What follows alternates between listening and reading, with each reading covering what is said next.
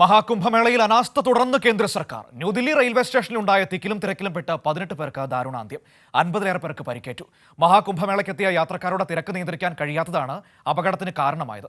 സംഭവത്തിൽ ഉന്നതതല അന്വേഷണം ആരംഭിച്ച റെയിൽവേ സർക്കാരിന്റെ നിസ്സംഗത ഒരിക്കൽ കൂടി വ്യക്തമായെന്ന് പ്രതിപക്ഷം ആരോപിച്ചു.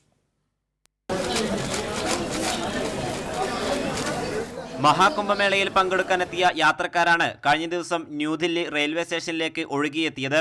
12-ാം നമ്പർ പ്ലാറ്റ്ഫോമിലെ പ്രയാഗ്രാജിലേക്കുള്ള ട്രെയിൻ 16-ാം നമ്പർ പ്ലാറ്റ്ഫോമിലേക്ക് മാറ്റിയതോടെ ജനം കൂട്ടമായി ഇരമ്പിയെത്തി. തിക്കിലും തിരക്കിലും പെട്ട 9 സ്ത്രീകളും 4 കുട്ടികളുമടക്കം 18 പേർ കൊല്ലപ്പെട്ടു. 50-ലേറെ പേർക്ക് പരിക്കേറ്റിട്ടുണ്ട്. തിരക്ക് നിയന്ത്രിക്കുന്നതിലെ റെയിൽവേയുടെ വീഴ്ചയാണ് അപകടത്തിന് പ്രധാന കാരണം. 12 नंबर की भीड़ थी, 16 नंबर की भी. इधर गाड़ी बोली थी प्रयागराज एक्सप्रेस और मडवाड़ी, तो जैसे दोनों गाड़ियों की भीड़ हुई, एकदम से छोटा पुल है, इतनी तो भीड़ आ नहीं सकती एक बार में. പ്ലാറ്റ്ഫോമിലേക്കുള്ള എക്സലേറ്ററുകൾ പ്രവർത്തിക്കാതിരുന്നതും അപകടത്തിന് ആക്കം കൂട്ടി. ജനത്തിരക്ക് നിയന്ത്രിക്കാൻ കഴിയാത്തതും രക്ഷാപ്രവർത്തനത്തിന് തടസ്സം നേരിട്ടു. ജനറൽ ടിക്കറ്റുകൾ മാത്രം 1500ഓളം നൽകിയെന്നാണ് റെയിൽവേ വ്യക്തമാക്കുന്നത്.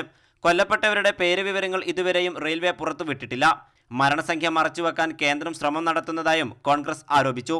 കേന്ദ്ര സർക്കാരിന്റെ നിസ്സംഗത ഒരിക്കൽ കൂടി തെളിയിക്കുകയാണെന്ന് രാഹുൽ ഗാന്ധി പ്രതികരിച്ചു. അതേസമയം കൊല്ലപ്പെട്ടവരുടെ കുടുംബത്തിന് 10 ലക്ഷം രൂപ റെയിൽവേ ധനസഹായം പ്രഖ്യാപിച്ചു. ഗുരുതരമായി പരിക്കേറ്റവർക്ക് 2.5 ലക്ഷം രൂപയും സാരമായി പരിക്കേറ്റവർക്ക് 1 ലക്ഷം രൂപയും പ്രഖ്യാപിച്ചിട്ടുണ്ട്. അധികൃതരുടെ സുരക്ഷാ വീഴ്ചകൾ യാത്രക്കാരെ പഴിച്ച് കൈകഴുകാനുള്ള ശ്രമമാണ് കേന്ദ്ര സർക്കാരിൻ്റെത്.